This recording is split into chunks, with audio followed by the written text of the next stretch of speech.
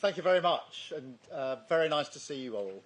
And Mr. President, let me welcome you again for this unprecedented second state visit. And it's a great pleasure for me personally to welcome you to my home from home here at Chequers. And thank you very much for taking the time to say hello to the staff, who are absolutely, they've done a brilliant job, and they've been preparing for weeks.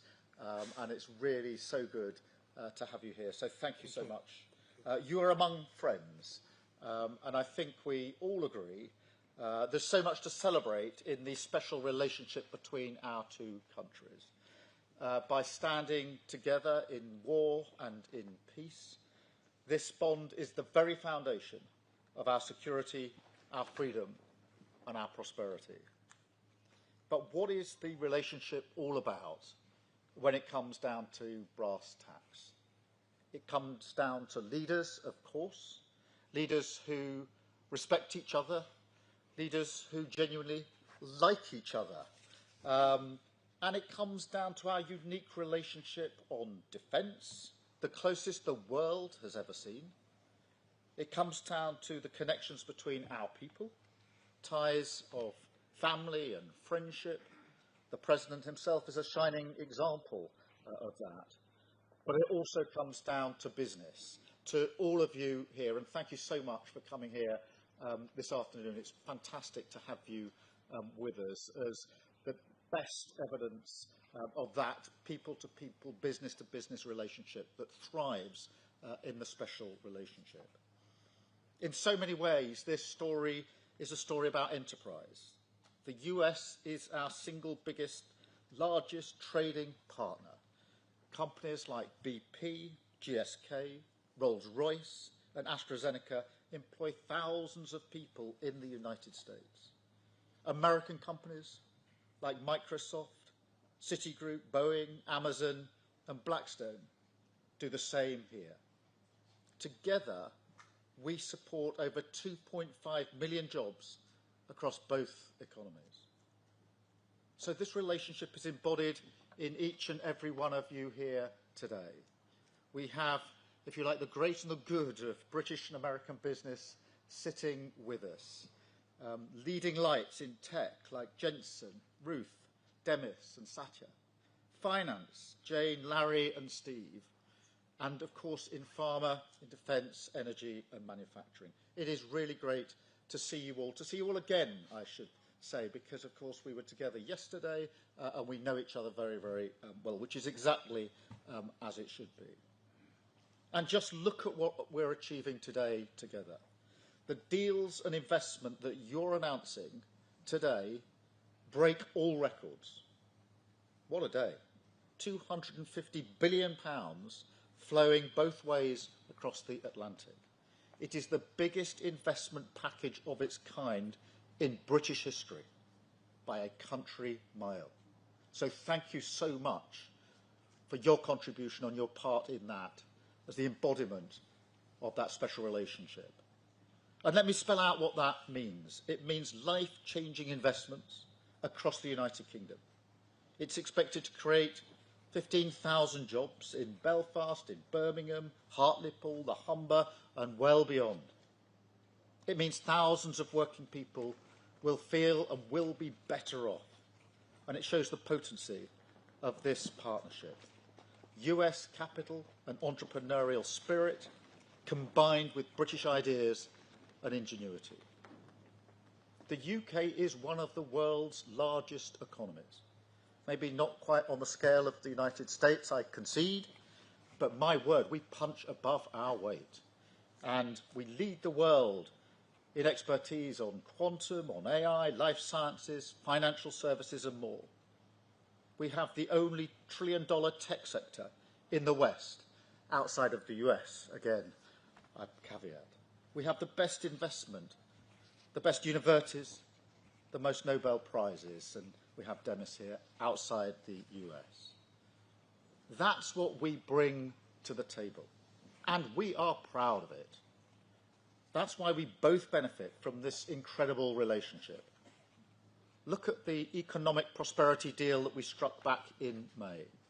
It was the first trade deal that the President made. And yes, it was the best deal as well. We have the lowest tariffs in the world in vital sectors, and that is some achievement. It was a tough negotiation, but we did it for a reason, because it's a win for both sides, and because we knew that by working together, we could deliver more for working people. We could help the businesses here today to thrive and help you create good, well-paid jobs in communities up and down our country. And ultimately, that is the test of the special relationship. How much it delivers for honest, hard-working people to make them safer and better off. We've already taken a big steps forward, and we're going further today, much further. In a moment, the President and I will sign our groundbreaking new technology partnership, the Tech Prosperity Deal. It's a blueprint to win this new era together, shape it according to our shared values, and seize the incredible opportunities that are on offer. I want to thank all of you for supporting this vision. We have huge new investments from NVIDIA, Nscale, OpenAI, Google, Salesforce, and many more, backing cutting-edge British jobs for years to come. And of course, tech needs energy. So to fuel this revolution, we've struck a new deal on civil nuclear power. We discussed this, Mr. President, last time we were together, and the opportunities we had. Generating energy for millions of homes and businesses, driving down bills on both sides of the Atlantic, and driving up energy security. So I want to thank everybody here for supporting this too, with brilliant job-creating investments from Momentum and others, including building up to 12 advanced nuclear reactors in the northeast.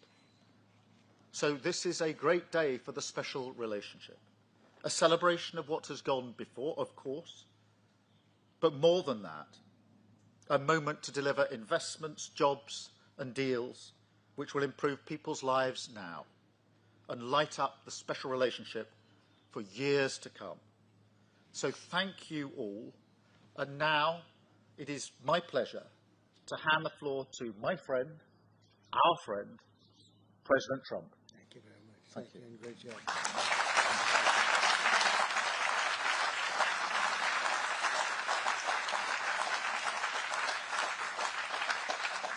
Well, this is a very distinguished group. I can tell you that's what I do for a living. It was before politics. I would have to deal with you, and you are the best. You're the best in the world, and you're here. And it's an honor to have all of these great leaders. Really an honor. But I'm sincerely grateful to Prime Minister Starmer and Lady Starmer for welcoming us to this very special home, this beautiful place. And I was here a number of years ago, but somehow today it looks even better, even more beautiful, and even more historic. Melania and I are forever thankful to His Majesty King Charles III and Her Majesty Queen Camilla. We had a fantastic evening last night. But the exquisite honor of a second official state visit, the first ever, that's the first time it's ever been done, was, really was an honor. Such great history, and to think it's a first. It's always nice to have a first. But the ties between our countries are priceless, and it's really an inheritance. It's a beautiful inheritance. Today we're making those ties closer than ever before. We've done some things that financially are great for both countries, and we work together, and it keeps us together, and I think it's an unbreakable bond we have, regardless of what we're doing today. I think it's unbreakable. But this is very big, and I want to thank all of the incredibly talented business leaders, the best in the world, biggest in the world, here this afternoon for investing in the Anglo-American Alliance, and you personify an important part of the unique national bond and really a world bond. What you've done is incredible. Our two countries do a great deal of business together. $340 billion last year was the number. In May, the United Kingdom became the first country to make a trade deal with the United States during my second term, and we sort of wanted to make it the first because the bond is so strong and the relationship so long. That agreement will create billions of dollars in opportunities for American farmers to sell their products into the UK, reduce barriers to trade, and give the U.S. manufacturers better access to the UK's world-class aerospace supply chain, which is really is world-class. A lot of people don't understand it, the importance of that particular asset that you have. It's a beautiful job you've done. There's no more natural partnership in the world. Together, we're building up the industrial capacity of both of our countries, which is crucial to our defense. And we work so well together in defense. I met so many of the leaders of your defending group, and many of them I've known by name, but now I know them pretty well. We had some very good meetings today and yesterday. So we're taking the next logical step with a historic agreement on science and technology partnerships, and this will create new government, academic, and private sector cooperation in areas such as AI, which is taking over the world. I'm looking at you guys. You're taking over the world, Jensen. I don't know what you're doing here. I hope you're right. All I can say is we both hope you're right. But it's pretty amazing. Quantum computing, fusion, 6G, and civil nuclear energy, and align our nations through the approach of centered deregulation and innovation. And we're going to have a lot of deregulation and a tremendous amount of innovation. It's just happening. But this new accord is already helping spur a massive wave of private sector deals worth over $350 billion alone, headlined by a $136 billion from Blackstone. That's very nice. Steve, thank you. That's why you have that location, I think. It's considered the best seat of the year. Yours is pretty good, too, Jensen. That's good. That's great, Steve. You know what you're doing better than anybody. American company X Energy and British company Centrica has been announcing, and really for a long while they've been talking about this deal, the deployment of modular nuclear reactors across the UK, all across the UK. It's been in the wind for a couple of years, and now we're getting it done, generating more than $50 billion in economic value, creating up to 2,500 jobs, and powering 1.5 million homes. That's a lot of homes. 7 decades after British genius Alan Turing pioneered the field, this agreement will also help America and our British allies dominate the future of artificial intelligence. You need the energy. You have to have the energy. That's one thing I learned very quickly. They need a lot of electricity. In the United States, you need double what we have right now just to maintain that fight. We're right now, and I want to say, leading China and the world by a lot in AI, a lot. And we're creating tremendous amounts of energy and letting you create your own electricity in many, many cases. And we're giving you very rapid approvals. We're getting them approvals like they've never seen before. They used to wait 15 and 20 years to be rejected. Now they wait 2 weeks or 3 weeks to be accepted. That's a pretty big difference. And at the same time, we always have the environment in mind, but we move them along. But we're committed to ensuring that you have secure and reliable sources of American AI and quantum technology. We intend to always be the UK's strongest, closest, and most trusted business partner. Very important to us. The relationship is very important. 1 year ago, our country was in serious trouble. The King of Saudi Arabia, a great gentleman, you all know him. He said, "Sir, your country was dead 1 year ago, and now you have the hottest country anywhere in the world," and it's true. We'll have more than $17 trillion invested in our country this year, 17 trillion, which is many, many times what we had last year, and we're only in our just about almost 9th month, it's moving along quickly. It's amazing. I was saying we're in our 3rd month, our 4th month, our 5th month, but we're at, it's going to be over $17 trillion. No country has ever had anything like that, even close. GDP last quarter was 3.3%. Despite all of the things we're doing, one of the things we're doing, which I'm very proud of, is the border. We now have a totally closed border, totally secure for 3 months. 0 people came into our country, bad people. And they come in, but they have to come in legally. We have a great process going. And inflation is virtually non-existent. As you know, we're taking in trillions of dollars from tariffs, and they've been so incredible for our country, so incredible. We're keeping our companies happy. We're keeping them solid and sane, and they're very, very thrilled at what's happened. They can't even believe it. And we've never seen investment like this. Without the tariffs, we would have just a fraction of that. And we're really the only one that can do tariffs. Nobody else is able to do them. With us, it works because people have to be there. But we've slashed 30-year-old regulations. And as you know, in my first term, we had a very successful first term. We had the greatest economy in the history of our country. And we had the biggest regulation cut in the history of our country. And now we're doing it again. We're slashing them at a level that is even beyond what we did in the first term. The first term, we did more regulation cutting by 4 times at any other time that any other country has done or that we've done. And we think we're going to exceed that this time. And we'll have regulation, but it'll be sane regulation. It'll be regulation that allows you to compete and do your thing, or regulations that you're able to get around and do things and you no longer have that regulation.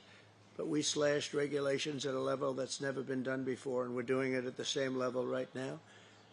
I recently signed the largest tax cuts in our country's history, and the bill includes a 100% expensing for investments in equipment and factories.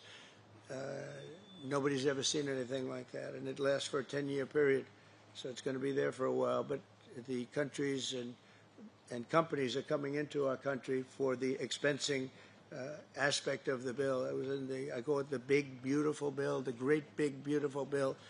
We got so much, the largest bill ever passed in the history of our country. In fact, so big that we really don't have to pass too much anymore. We can just do this for 4 years, implement. You know, I like to implement because the bills are wonderful, but you have to implement. But the expensing is going to be the reason, I think, that bigger than anything else, when you have 1 year expensing, you can write everything off in the first year, including structure. So you didn't even have that in the first bill. I think it was the biggest factor in the first bill why it led to such growth, and this is actually a better form of expensing, and it's actually more significant. So today America is strong. Our economy is, I think, potentially the strongest it's ever been. We'll see very soon those big places that are being built all over the country. Car companies are moving in.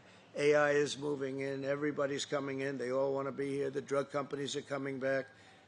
They all want to be there. They sort of have to be there, but they want to be there. But with this agreement, our cherished friendship with the United Kingdom is getting stronger and stronger. And again, I want to thank the Prime Minister. He worked very hard on this and getting this deal done. This is long in the making. They've been talking about it for a long time, and we got it done. And it's a real honor to be with you, and thank you very much. Thank you.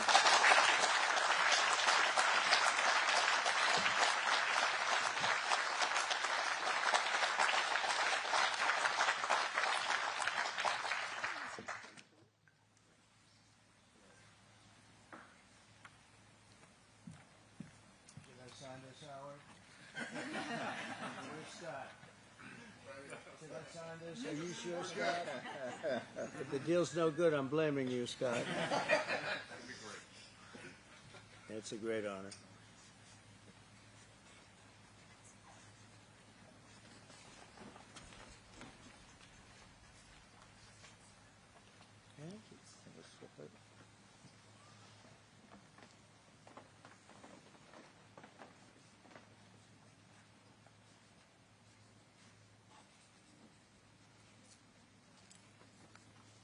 Okay, hold that up. Yeah.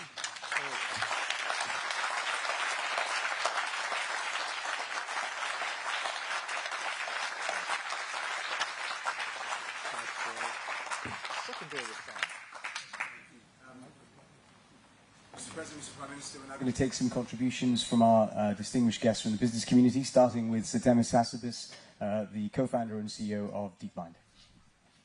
Thanks, Varun. It's a huge pleasure and honour to be here today. And thank you, Mr. President and Prime Minister, for your fantastic leadership on the US-UK tech prosperity deal.